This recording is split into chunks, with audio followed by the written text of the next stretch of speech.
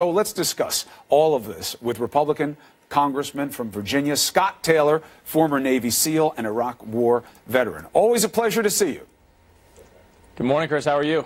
I'm doing well. Now, it's not your brand of politics. You do not speak the way the presidents speak. I understand that you're not here to own his words, but I want to get your take on the vibe at this rally on Saturday and what the president was pushing as your party's position on what should matter. Let me just play you some of it.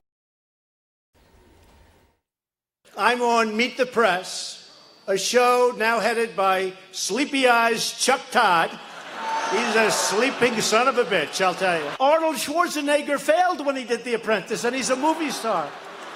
Martha Stewart failed when she did The Apprentice, and I just kept chugging along. Every year it was a big hit. Maxine Waters, a very low IQ individual.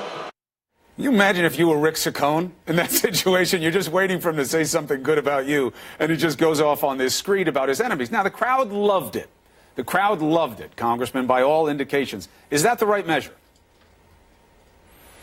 Well, as you stated early on, it's not my style for sure. And you also, the lead-in when you're talking about the actual election itself.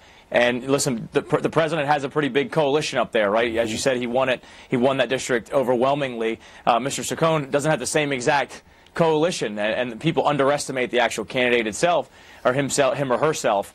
So I think, the president's just trying to energize his coalition that he put together to win that district to help, of course, get the GOP member over the edge tomorrow. Obviously, stylistically, it's not my style, but as you said, the crowd and that coalition that he put together to win that district, they like him. Yeah, I mean, look, it is an interesting case study, and does Saccone win because of this or despite it? If your race were up in Virginia and the president says, I want to come down there, I'm going to say exactly what I did with Saccone. How would you feel about that? Well, I don't think you can control what the president says, but if the president wants to come down to Virginia 02, I'm happy to have him here. All right, I'll take that. Why wouldn't you want the head of your party there during an election year? So in terms of what it means tomorrow, in your mind, what does it mean if the Democrat Conor Lamb beats Rick Saccone in a place that the president won by 20 plus?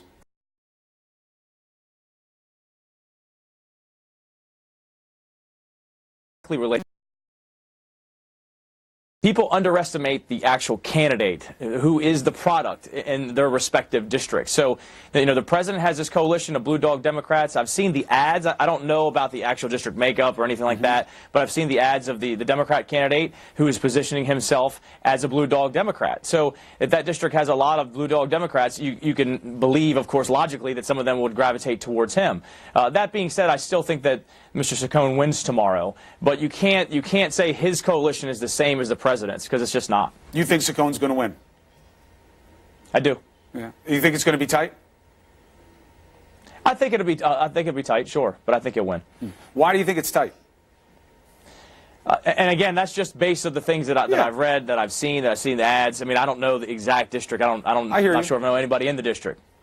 I hear you. But, look, it's had a lot of attention, and as I said, I mean, I think that the Democrat candidate, I've seen some of his ads, he's positioned himself well as a Blue Dog Democrat, a conservative, pro-Second Amendment, fiscal conservative.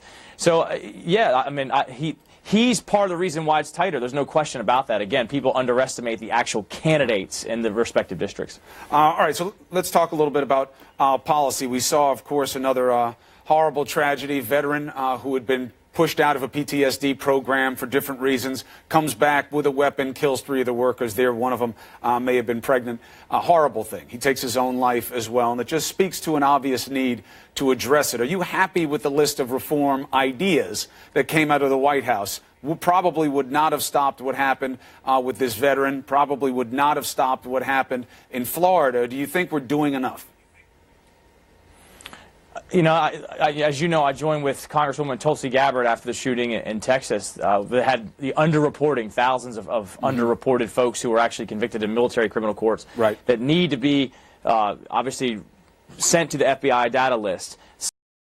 I mean, we have to have more robust background checks. There's no question about it. And listen, I think as a military guy and someone who knows people with PTSD and things like that, I think that we should have stronger background checks to make sure that people that should not have guns shouldn't have them, or do not get them, excuse me. Right. So I think that needs to be looked at for sure as a matter of policy. As you said, it wouldn't prevent it. It would not have prevented what's being discussed with school safety. Right. I mean, look, the problem even with raising the age on weapons is that if you're just looking at school shootings in particular, you really only have a couple of shooters out of the last dozen or so that would have fallen in that category. Most of them wind up being a little bit older than 21. Where you are in terms of looking at age, the way they did with handguns, for other weapons, let's say of this AR type, of the Armalite type of rifle?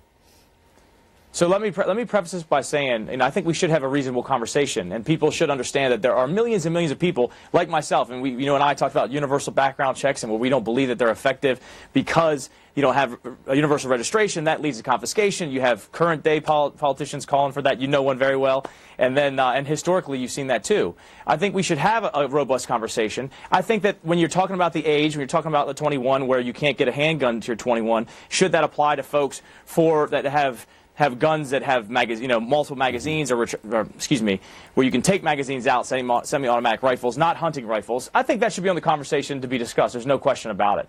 And the president, I understand that he's backed off a little bit that right now, but I still think that it should be on the table. Well, it should be. It just should be you guys talking about it. Who needs a commission to talk about this? That's not going to get anything done. It's not going to make Scott Taylor take a position or not take a position because it's recommended by a commission. You guys should debate it and let everybody else judge.